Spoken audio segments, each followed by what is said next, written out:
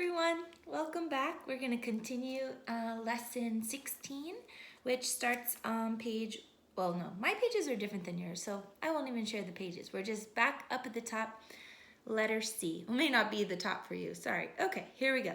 C, the third commandment. Remember the Sabbath day to keep it holy. Exodus 28 through 11. I'd like to read that to you. Remember the Sabbath day to keep it holy. 6 days you shall labor and do all your work, but the seventh day is the Sabbath of the Lord your God. In it you shall do no work, you, nor your son, nor your daughter, nor your male servant, nor your female servant, nor your cattle, nor your stranger who is within your gates. For in 6 days the Lord made the heavens and the earth, the sea, and all that is in them, and rested the seventh day. Therefore the Lord blessed the Sabbath day and hallowed it. God took this, that was Exodus 28 through 11. So God took this commandment very seriously, and those who violated it could be put to death. So you shall keep the Sabbath, therefore it's holy to you. Everyone who profanes it shall surely be put to death. For whoever does any work on it, that person shall be cut off from among his people. So the theme for those verses, the theme of this commandment is respect for God's priority system. That's your blank. So Kevin Conner, in his book on Law and Grace, calls this commandment the law of rest and refreshing. So how did he come up with that title? I would think that if we go on the basis of how this commandment is often interpreted, it should be called the law of church attendance. So basically, if you guys already know this, if you're a pastor or a leader, you know that Sunday is definitely not a picnic and it's anything but a day of rest if you're serving as a leader in the church. But I'm sure that Kevin Conner calls it the law of rest and refreshing because it actually has to do with rest and taking care of ourselves so that we can endure to serve God all the days of our life. God's justification for giving this commandment is the fact that when God created the world, he worked 6 days and rested on the seventh. Do you think that God actually needed to rest? He didn't need to rest. He's God. But he rested to provide us an example. God rested to provide an example for those of us who do need to rest. So God was resting to show us this is what you need to do. It wasn't because he needed to do it. He did it to give us a great example. So there might be people who think, but if I go to church, I'm not really keeping this commandment. That's not true. The Sabbath was a command to rest from labor, as God did from when he rested after creating the universe. So the Sabbath day is not about giving God our time. If it were, it would likely have been consistent with the first fruits biblical principle and would have been instituted on the first day of the week rather than the last. In their celebration of the Sabbath, the people of God were not to do work and conduct their normal business affairs. So Jeremiah 17:21-22 says, "Thus says the Lord, take heed to yourselves and bear no burden on the Sabbath day, nor bring it in by the gates of Jerusalem, nor carry a burden out of your houses on the Sabbath day, nor do any work, but hallow the Sabbath day as I commanded your father." What was God's intent in relation to the Sabbath day? Incidentally, in Israel, they had many Sabbaths, but this command is speaking primarily of the Sabbath day, which was to be a weekly thing. Jesus indicated that Sabbath was, here's a blank, made for man, not man for the Sabbath. In Mark 2:27 it says, "And he said to them, the Sabbath was made for man and not man for the Sabbath." In other words, it should be something that benefits man rather than is cumbersome to man. It should be something that is for the blessing of man and not the cursing of man. It was meant to be a time to shut down from normal routines. As such, number 1, it was meant to be a day to celebrate God's act of creation. Exodus 20:11 says, "For in 6 days the Lord made the heavens and the earth, the sea, and all that is in them, and rested the seventh day. Therefore, the Lord blessed the Sabbath day and hallowed it. Number 2, it was meant to be a day of rest from labor. Deuteronomy 5:14. But the seventh day is the Sabbath of your Lord. In it you shall do no work. Oh, we read this one already. Oh, but I'll read it again. You shall do no work, nor your son, nor your daughter, nor your male servant, nor your female servant, nor your ox, nor your donkey, nor any of your cattle. They're really trying to drive home the point here. Nor your stranger who is within your gates, that your male servant and your female servant may rest as well as you. Number 3, it was meant to be a time to reflect on their deliverance from bondage. So Deuteronomy 5:15, and remember that you were a slave in the land of Egypt, and the Lord your God brought you out from there by a mighty hand and by an outstretched arm. Therefore, the Lord your God commanded you to keep the Sabbath day. Number 4, it was meant to be a reminder of how God had separated them from other nations. Exodus 31:13 says, Speak also to the children of Israel, saying, Surely my Sabbaths you shall keep, for it is a sign between me and you throughout your generations, that you may know that I am the Lord who sanctifies you. Number 5, like so many other things in the Old Testament, the Sabbath was meant to prepare them for Jesus, the Lord of the Sabbath. This commandment is never once repeated in the New Testament by Jesus or the apostles. They did not preach the command, but the truth contained in the command. Romans 14:5-6. One person esteems one day above another. Another esteems every day alike. Let each be fully convinced in his own mind. He who observes the day, observes it to the Lord, and he who does not observe the day, to the Lord he does not observe it. They preach Jesus, the Lord of the Sabbath. A, Jesus is the Lord of the Sabbath because he existed before the Sabbath existed. Colossians 1:15-17. He is the image of the invisible God, the firstborn over all creation. For by him all things were created that are in heaven and that are on earth, visible and invisible, whether thrones or dominions or principalities or powers. All things were created through him and for him, and he is before all things, and in him all things consist. B, Jesus is the Lord of the Sabbath because he made all of the days, including the Sabbath. John 1:3. All things were made through him, and without him nothing was made that was made. C, Jesus is the Lord of the Sabbath because he was the first instrument of God to give the Sabbath commandment to Moses in the first place. Acts 7:39. This is he, Moses, who was in the congregation in the wilderness with the angel who spoke to him on Mount Sinai, and with our fathers, and the one who received the living oracles to give to us. D, Jesus is the Lord of the Sabbath because he came to bring to fulfillment the reality of the Sabbath. Matthew, oh, I love this verse. Matthew 11:28-30. Come to me, all of you who labor and are heavy laden, and I will give you rest. Take my yoke upon you and learn from me, for I am gentle and lowly in heart, and you will find rest for your souls. For my yoke is easy and my burden is light. The instruction of this command is to keep the Sabbath holy or separated. It is so easy not to take a day to meditate on the Lord, be refreshed, and recreate as a natural family.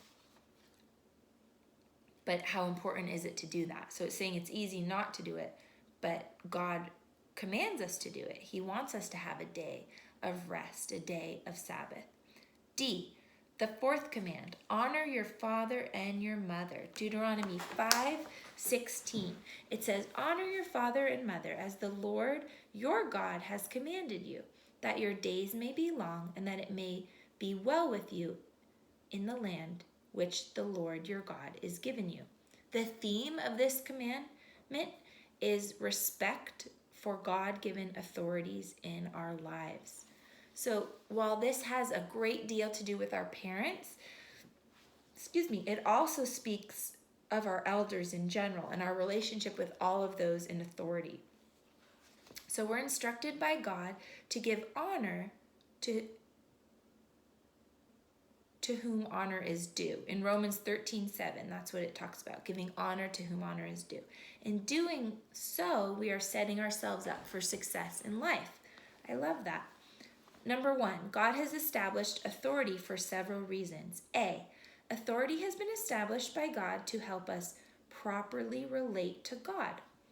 A, at times it is difficult to relate to God who we have not seen. Duly appointed authorities in our lives who are functioning as God intended can help us see God in the flesh.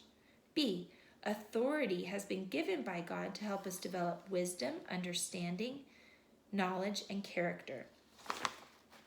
So in Luke 2:49 to 52, we can see that Jesus grew in these areas as he submitted to his earthly parents. So in those verses, I was saying Luke 2:49, it says, "And he said to them, 'Why did you seek me? Did you not know that I must be about my Father's business?' But they did not understand the statement which he spoke to them. Then he went down with them and came to Nazareth and was subject to them. But his mother kept all these things in her heart. And Jesus increased in wisdom and stature and in favor with God and men." C, authority has been given by God to help protect us from exploitation. Being under rightful authorities in our life provides a spiritual covering to us that can ensure protection from forces that would seek to destroy us. Psalm 91. Oh, we talked about this last time when I came to visit you in SDCLC. I love this. I keep hearing people talk about Psalm 91. I think because it's so powerful about God protecting us and him being our safety and our refuge. So in Psalm 91, we are promised protection, deliverance, and a place of refuge. We are also promised angels who will keep charge over us and guard us against plague, famine, and enemy attack. That's so powerful. But all these promises are conditioned upon our being properly related to God's covering. It's kind of like when we're under the covering, that's when we receive all those promises. According to this psalm, we are protected because, so the reason why we are protected is because we are dwelling in the secret place of the Most High. We are abiding, that's verse 1. We are abiding under the shadow of the Almighty. That's verse 1 also. We are taking refuge under his wings. That's verse 4. And verse 9, we have made the Lord our habitation. Verse 9. So because we're doing those things, that's why we're protected. D, authority has been given by God to come alongside of us to give guidance and direction to the critical decisions of our life. Proverbs 6:20 to 23 says, "My son, keep your father's command and do not forsake the law of your mother. Bind them continually upon your heart, tie them around your neck. When you roam, they will lead you. When you sleep, they will keep you. And when you awake, they will speak with you. For the commandment is a lamp and the law a light. Reproofs of instruction are the way of life." E, authority has been established by God to maintain order and to assist us in fulfilling purpose. So without an understanding of authority, it is possible for everyone to do what is right in their own eyes. So if we had a society where everyone just did sometimes we might think we do, but everyone does what's right in their own eyes, that will often lead to chaos, right? Self-will and self-centeredness will prevail. But if everyone is under God-ordained authorities, such as parents, government, and church, the purpose of, this is a quote, so I want to reread that. I was not reading it correctly. So everyone is under certain God-ordained authorities, such as parents, government, and the church. The purpose of God-ordained authority is to provide protection, direction, instruction, and provision. That was a quote from Bill Gothard.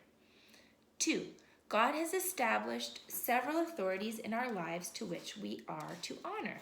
So we're going to go through those authorities right now. So A, we are to have a respect for God. So that obviously would be first, right? It says in John 5:22, "For the Father judges no one, but has committed all judgment to the Son, that all should honor the Son just as they honor the Father. He who does not honor the Son does not honor the Father who sent him." B, we are to have a respect for our parents. Ephesians 6:1-3 says, "Children, obey your parents in the Lord, for this is right. Honor your father and mother, which is the first commandment, with the promise, that it may be well with you and you may live long on the earth." So God promises us that if we honor our mother and father, we will have a long life on the earth.